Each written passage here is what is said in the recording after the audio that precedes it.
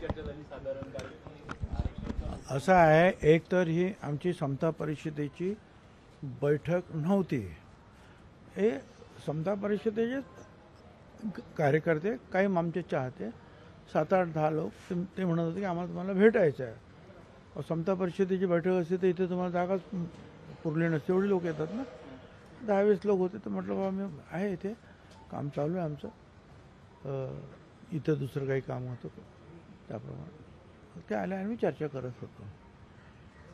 काय काय चाललं, कसं कसं, काही लोक जे आले होते काही वेगवेगळ्या जिल्ह्यात, त्यांना पण विचारलं की तुमच्याकडे निवडणूक कशी झाली, काय झालं, कोण कुठे गेलं, कोण निवडून आलं, किती मतांनी निवडून आलं, पडले तर का पडले, जिंकले तर कसे जिंकले. ही सगळी चर्चा जो आहे ना, तो आढावा घेतला. डिटेल आढावा जो आहे, म्हणजे खरा आढावा हा या 5-6 दिवसामध्ये मी समता परिषदेची आमची पूर्ण मिटिंग जी आहे ती बोलवणार आहे आणि मग त्यावेळेला आणखी त्याच्यावर प्रकाश पडेल. पण हे जी काही मंडळी आली होती या सगळ्यांचं एक मत आहे की आता बाबा तिकडे दिल्लीमध्ये आलेले आहेत, मोदी साहेब पुन्हा आलेले आहेत परत, तर आपण त्यांच्यापुढे पण मागणी केली पाहिजे की ही जातगणना जी आहे, आता नितीश कुमार पण त्यांनी ती केलेली आहे, त्यांचासुद्धा तसा आग्रहच आहे. तर ही जातीय जनगणना जर केली तर ह्या ओबीसीच्या बाबतीमध्ये प्रकाश पडेल, लोकसंख्या आणि त्यांची परिस्थिती काय आहे ती.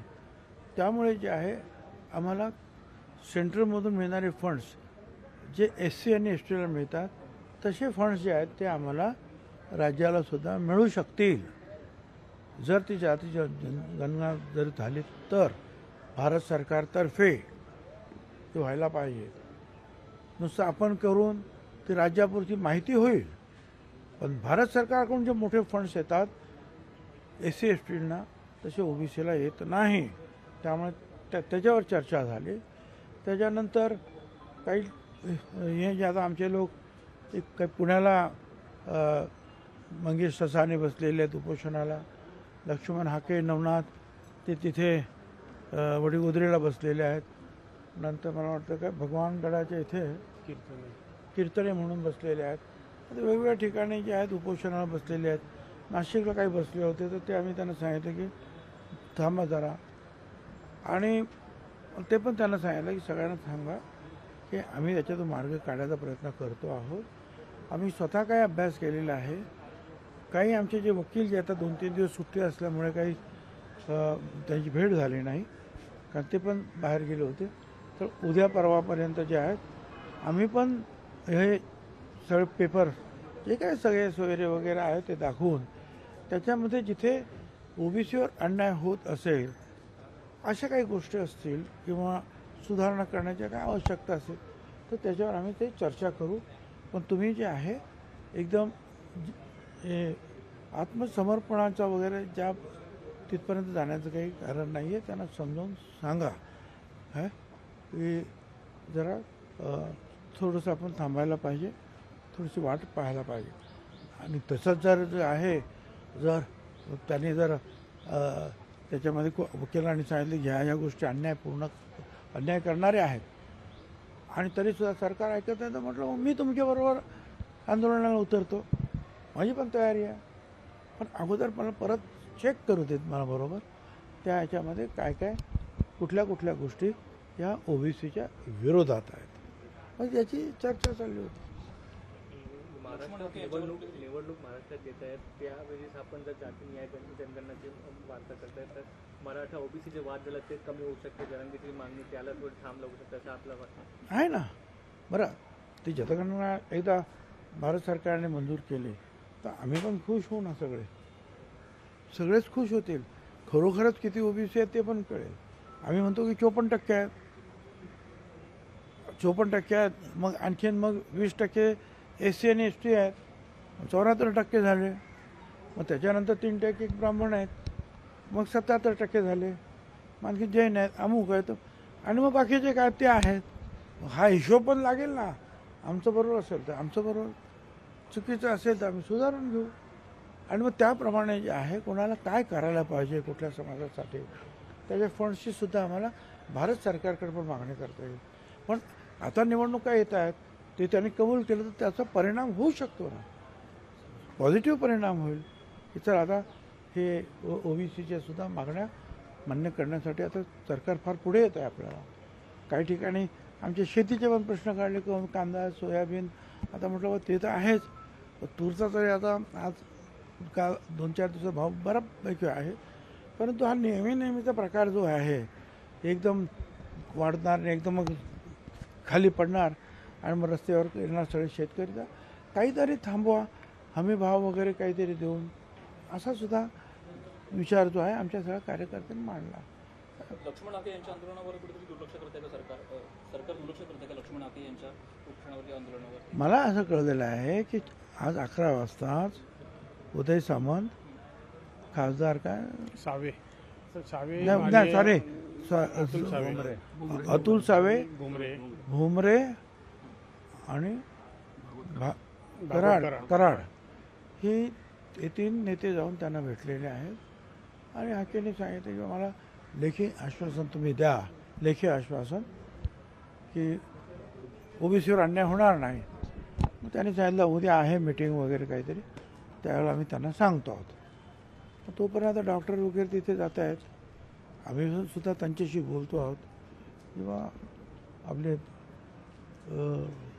काम अगोदर खूप पुढे आहे काम, एकदम टोकाचा निर्णय जास्त घेऊ नका. पण सर निकालामध्ये ज्या पद्धतीनं ओबीसी समाजाकडून काही प्रमाणात वोटिंग झालं नाही किंवा मराठा आरक्षणाचा फटका बसला काही ठिकाणी, याबाबत काही चर्चा या तेच सांगितलं त्या लोकांनी की हे जे आहेत 1-2 जिल्ह्यामध्ये जे आहेत तिथल्या हा प्रॉब्लेम मोठ्या प्रमाणावर झाला.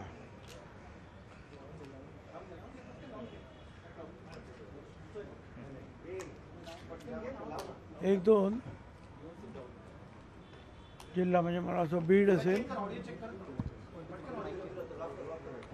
बीड वगैरे जे आहे आणि आणखीन काय 1-2 जिल्ह्यामध्ये हा प्रश्न जो आहे जास्त होता. बाकी ज्या विदर्भामध्ये पण तो काही प्रश्न जास्त नव्हता. उत्तर महाराष्ट्र आणि आमच्याकडे पण तो प्रश्न जास्त काही आला नाही. बाकी कुठे आणि मुंबईमध्ये तर काही प्रश्नच येत नाही. 1-2 ठिकाणी जे आहे तो विशेष त्या भागामध्ये जे आहे लोकसभा निवडणुकीच्या वेळेला हा प्रश्न आला आणि आता अजूनही काही ठिकाणी तिथे आंदोलनं सुरू आहेत दोन्ही बाजूंनी. सरकारच्या संरक्षणाखाली महाराष्ट्रामध्ये बोगस कुणबी नोंदी झाल्या असा आरोप लक्ष्मण हाकेंनी केलेला आहे. तुम्ही या आरोपाकडे कसं पाहता? हा आरोप मी आज नाही करत आहे, पहिल्यापासून करतो आणि मी विधानसभेत केलेला आहे आणि त्याचे पुरावे दाखवलेले आहेत की कशा रीतीने खाडाखोड होते आहे, कशा रीतीने हे खोटे जे आहेत नावं दाखवले जात आहेत. सरळ जिथे मराठा लिहिलेलं आहे तिथे कू अगोदर लिहितात किंवा नंतर लिहितात, अक्षर वेगळं आहे, शाई वेगळी आहे, खोडाखोड आहे, हे दाखवलं ना मी. तर त्यांच्या म्हणण्यात तथ्य आहेच. जातनीय जनगणना करणार हे राष्ट्रवादी काँग्रेसच्या जाहीरनाम्यात असेल का? आहे ना, मागच्या पण होतं. मागच्या आताचा जो जाहीरनामा होता त्याच्यामध्ये सुद्धा जातगणना करण्यासंदर्भातला विषय होता राष्ट्रवादी काँग्रेस पक्षाचा. असं म्हटले मुख्यमंत्र्यांनी की अर्बन नक्षलवाद वाढला आहे, त्यांच्या मार्फत एक नरेटिव्ह पोहोचवलं जातं, विरोधकांना असं केलं जातं, त्यामुळे कुठेतरी महाविकास आघाडीला फायदा झाला या लोकसभा निवडणुकीचा. अर्बन नक्षलवाद हा जास्त एनजीओच्या मार्फत केला जातो. सरकार विरोधी काही एनजीओ आहेत असं देखील. ठीक आहे, आता मुख्यमंत्र्यांच्या भाष्य हे केलं त्याच्यावर मी कॉमेंट करणं बरोबर होणार नाही ना. मी त्यांच्या बाबतीत कसं काय बोलणार. जरांगेंची जी भूमिका होती ती ओबीसी मधूनच आम्हाला हवं आहे, या संदर्भात आता तुमचं स्टँड परत काय आहे? कारण की मुद्दा परत उपस्थित राहतो, अनेक ओबीसी नेते म्हणजे इतर ओबीसी नेते थेट भाष्य करतायत की कोणत्याही परिस्थितीत केलं जाऊ नये. 100% त्याच्यासाठी तर परत मी पहिल्यापासून विरोध करतो आहे. हे आमच्या मोठ्या लाखो लोकांच्या रॅलीज झाल्या त्या कशासाठी झाल्या, त्याच्यामध्ये आमची भाषणं काय होती. आणि मराठा समाजाला ओबीसीत आरक्षण देता येणार नाही हे आम्ही बोलत नाही. याच्यापूर्वीचे 4 आयोग जे होते, जे हायकोर्ट जस्टिसच्या अध्यक्षतेखाली, त्यांनी नाही सांगितलं, सुप्रीम कोर्टाने नाही सांगितलं आता हे परत तेच म्हणतात की आम्हाला ओबीसी म्हणून आरक्षण द्या म्हणून. तुम्ही स्वतः भाजपसोबत जाणार नाही यासाठी आग्रही होता भाजपसोबत नको जायला मी हा असं वडेट्टीवार म्हणतात. माहिती नाही आता, म्हणजे मला माहिती नाही, पण वडेट्टीवारांना माहिती असेल. मला नाही माहिती, मला माहिती नाही, पण वडेट्टीवारांना माहिती असेल. वायव्य मुंबईचा जो निकाल आहे त्याच्यावरून मागच्या हां वायव्य मुंबईचा जो उत्तर पश्चिमचा. निकाल लागला, उत्तर पश्चिम त्यावरून प्रचंड प्रमाणामध्ये चर्चा सुरू होती, वेगवेगळे आरोप झाले. आपण ठाकरेंकडे कोर्टात जाणार आहे. त्यांचं असं म्हणजे की 19व्या मतमोजणीच्या फेरीनंतर खऱ्या अर्थानं काहीतरी गडबड प्रशासनाच्या वतीने निवडणूक आयोगाच्या वतीने करत होतं. नाही, वर्तमानपत्रामध्ये फार उलटसुलट गोष्टी तिथे आलेल्या आहेत. हे खरं आहे की अगोदर कीर्तिकर पुढे आहेत, कीर्तिकर ना, अमोल कीर्तिकर तिथलीच ना, पुढे आहे आणि नंतर अचानक वायकर पुढे गेले. मला वाटतं की पोस्टल वोट्स वगैरे काहीतरी असतील, आणि मग त्या बाबतीमध्ये जे आहेत आरोप प्रत्यारोप सुरू आहेत. त्या बाबतीत पोलीस तक्रार पण नोंदवण्यात आली असं मी वर्तमानपत्रात वाचलेलं आहे. आणि इतर आता जे इंटरनॅशनल बिझनेसमॅन ते पण त्याच्यावर भाष्य करायला लागलेले आहेत. ते असं आहे, खरं खोटं काय आहे ते समोर येईलच, चौकशी होईल. तुमची नाराजी दूर झाली आहे का? कारण की तुमची नाराजी पक्षात आहे का आता काही? कारण की जी राज्यसभेची निवडणूक झाली त्याच्यानंतर ती चर्चा सुरू झाली की भुजबळ साहेब नाराज आहेत आणि त्यांनी वेगवेगळ्या घरातच सगळं परदान दिली जात असल्याची कार्यकर्त्यांमध्ये चर्चा सुरू झाली. तुम्ही रोज भेटता, मी कधी म्हणालो का तुम्हाला मी नाराज आहे म्हणून? कधी कधी एखादा दिवस जातो मध्ये, नाही तर तुम्ही भेटता होतो. अरे असं हे राजकारणामध्ये जे आहे पक्षामध्ये राहून काही वेळेला ज्या काही गोष्टी मिळतात, काही गोष्टी नाही मिळत, पुढे जायचं असतं. काय आज नाही तर उद्या होतं, काम करत राहायचं असतं आपण. हिंदी में जानना चाहेंगे, आज एक बैठक ली आप. पवार असं म्हणतात की हल्ली प्रफुल्ल पटेलांसोबत हां मोदींसोबत जास्त फोटो दिसतात. त्यामुळे राष्ट्रवादी काँग्रेस पक्षाचे अध्यक्ष प्रफुल्ल पटेल यांचे अजित पवार हा आम्हाला कोणाचा संभ्रम निर्माण झाला. असं बरं, ते सरकॅस्टिक त्यांचं बोलणं आहे. आज की बैठक पे हिंदी में जानना चाहेंगे, महाराष्ट्र में लोकसभा चुनाव में दो जातियों के बीच में बहुत संघर्ष देखा गया. आप कास्ट बेस्ड सेंसस की मांग अभी कर रहे हैं केंद्र सरकार से. जी हाँ, मैं जो है हमारे जो यहाँ जो है बैठक हुई उसमें चंद लोगों को जो है समता परिषद के बुलाया गया है, कार्यकारिणी के कुछ लोग, और ये सारा जो है जो इलेक्शन जो हुआ लोकसभा का, इसका जायज़ा लिया गया कि किस जिले में क्या होगा, कैसे कौन से उम्मीदवार कैसे चुनकर आए, गिरे तो कोई क्यों गिरे, इसके बारे में. तो उस समय जो है कुछ बातें सामने आई, तो उन्होंने कहा कि भाई हम हमेशा के लिए मोदी साहब को मिलकर जो है आप लोगों ने ये प्याज के बारे में या और दूसरी ये MSP वगैरह लगा के कुछ ना कुछ रास्ता निकालना चाहिए, क्योंकि पता नहीं कभी ये सवाल ऊपर उठता है इलेक्शन के समय पर, और कितना ही काम करें लोग तो उल्टा ही जो है परिणाम होता है. साथ ही उन्होंने ये भी हमारे लोग जो कह रहे हैं कि भाई अब जाति गणना होनी आवश्यक है. नीतीश कुमार ने भी जो अपने राज्य में की, वैसे अगर करते हैं तो भारत सरकार के फंड्स ओबीसी के लिए जो है ज़्यादा प्राप्त हो गए. तो उसके लिए भी आपको चाहिए कि आप उनसे अपनी पार्टी द्वारा उनके साथ बात करें.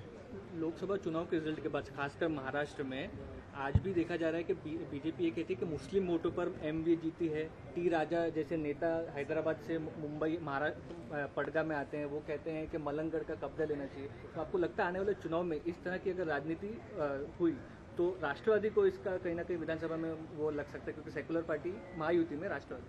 क्या मुझे नहीं समझा? अरे कौन किसका ताबा विबा नहीं लेता है भाई, ऐसा कैसा कोई ताबा लेता है? और देखो इलेक्शन जो है लड़ने का अधिकार तो सबको है.